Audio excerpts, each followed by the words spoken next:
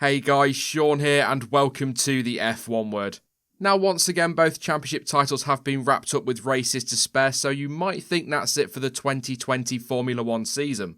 However, with 3 races to go there are still a few things up for grabs and indeed to look forward to, so here are 5 things still to be decided across the final 3 race weekends of the year. Let's start, shall we, with the fight for second in the Drivers' Championship. Okay, I'll admit this one is probably a bit of a stretch, and it's certainly not as close as it was earlier this year. In fact, of course, Max Verstappen led this battle at one point. However, the Dutchman now sits 27 points behind Valtteri Bottas with a maximum of 78 points still on the table. There isn't really any major prize at stake here, but bragging rights certainly are. And if you consider the dominance of Mercedes in 2020, if Verstappen can split them in the championship, that would be an impressive feat. Will he do it though? Well, Mercedes will be the favourites for the Bahrain and Abu Dhabi Grand Prix, so on paper, you'd probably argue that Bottas is sitting pretty and you'd perhaps put your money on him to wrap that up sooner rather than later. But as we have seen over recent years, Red Bull and Verstappen do tend to finish seasons strongly, and we've still got that potential lottery that is the Chequered Grand Prix in that new, in quotes, oval-like layout.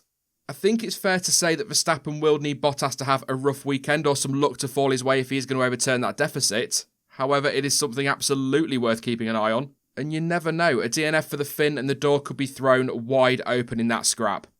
Whilst it will be interesting to see if Verstappen can split the Mercedes in 2020, there is a much closer battle to watch out for, and that is the fight for third in the Constructors Championship.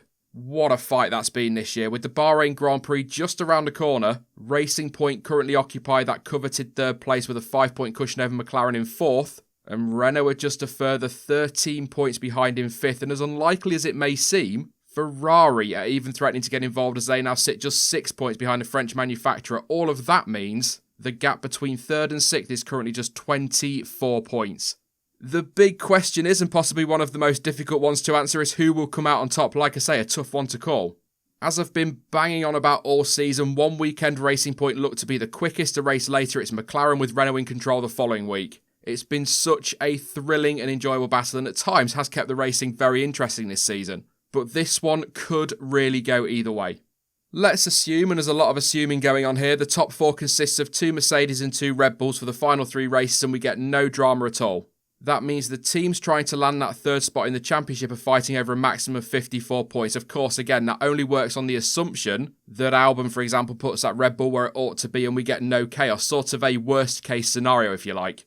And of course, there are also the 3 points available for fastest lap, so actually it's 57 points maximum. So based on that, Ferrari need a huge swing, really, I would say. And given the car's power deficit and the nature of the final 3 circuits of the season, I can't see how the Scuderia will end up 3rd on pure pace. But if any of the teams ahead of them slip up, Charles Leclerc and Sebastian Vettel might be able to pull off a surprise. Renault may well also need some luck, although turning around an 18-point deficit is still very doable. McLaren does not believe it has the 3rd or 4th quickest car, and Andreas Seidel has actually admitted to being wary of Ferrari's resurgence. But what could be crucial in all of this is consistency. How many times do we say that season after season about the midfield fight? And of the 4 teams vying for that 3rd place, Racing Point are the only ones to have scored points at every single race in 2020. I'm not really a betting man, but if I did put money on it, I'd go for Racing Point. But the truth is, it is just too close to call. And if Albon continues to struggle, there are likely to be far more points up for grab, and one surprise podium could swing this whole thing. My advice to you is to just sit back, relax, and enjoy what is going to be an epic fight across the final 3 races. And of course, some of those drivers are also involved in their own championship fights, which brings us on nicely to what is my 3rd pick, and that is the fight for 4th in the Drivers' Championship.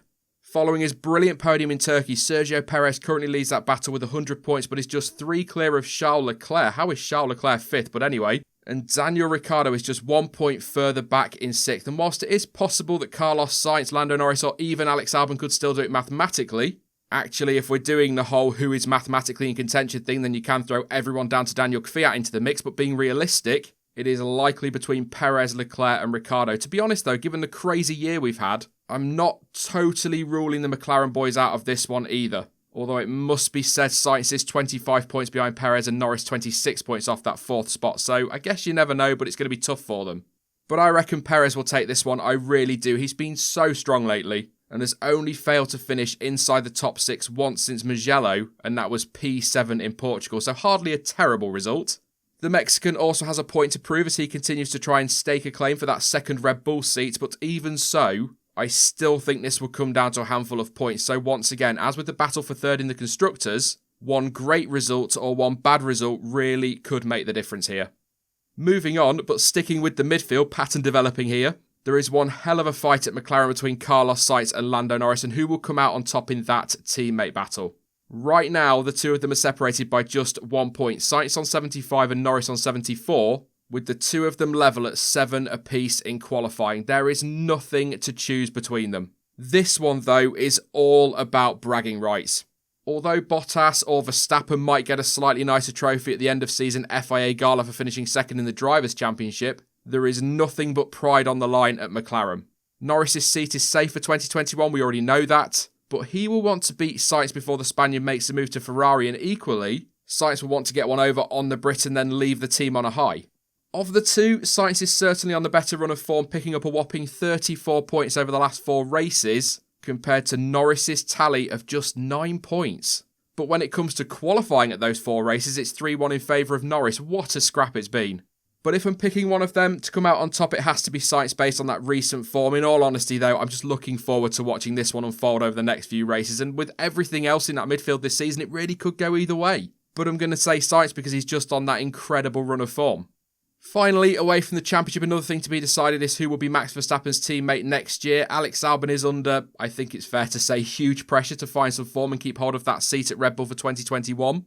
He has struggled massively at times this year, but has also shown glimpses of what he can do, potentially, of course, on for that win in Austria before being spun round by Lewis Hamilton. He grabbed a podium in Mugello and even looked odds on for the win at one point in Turkey, but mistakes have cost him dear, and there have been of late a lot more negatives and positives when it comes to his performances.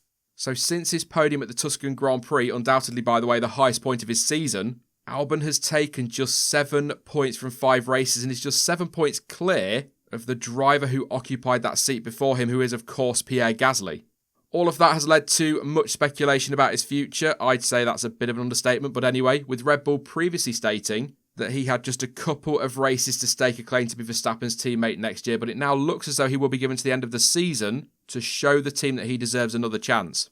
With just 3 races to go, time is obviously running out if he wants to prove himself, so it will be fascinating to see if he can soak up that pressure and deliver some solid performances. They don't necessarily need to be spectacular, but he needs to be closer to his teammate, as I've been saying all season, and he's got to be making sure that he finishes, I would say, inside the top 5 consistently between now and the end of the year.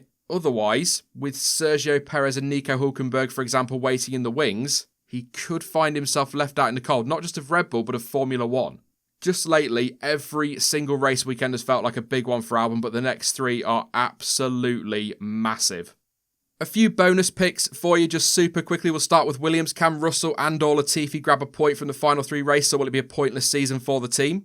Do you know what? What about Haas as well? The team sits just 5 points behind Alfa Romeo in 8th. So could Magnussen and Grosjean help to overturn that deficit, or will Alfa hold on to that extra prize money for 8th place? And who will come out on top actually in that battle between Kimi Raikkonen and Antonio Giovinazzi? The 2 drivers currently sit level on 4 points each. There are battles up and down the grid to keep an eye on, but they're just a few of my picks. And finally, don't forget that F2 is back this coming weekend and the fight for the title is going down to the wire at the final 2 rounds in Bahrain.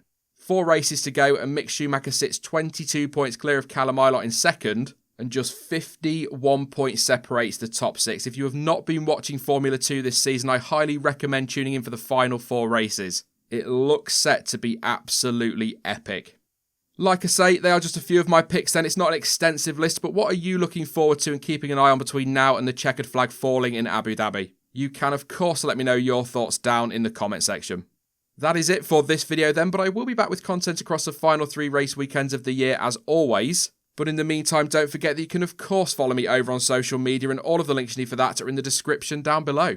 But as ever, thank you for watching. I've been Sean, this has been the F1 Word, and until next time, goodbye.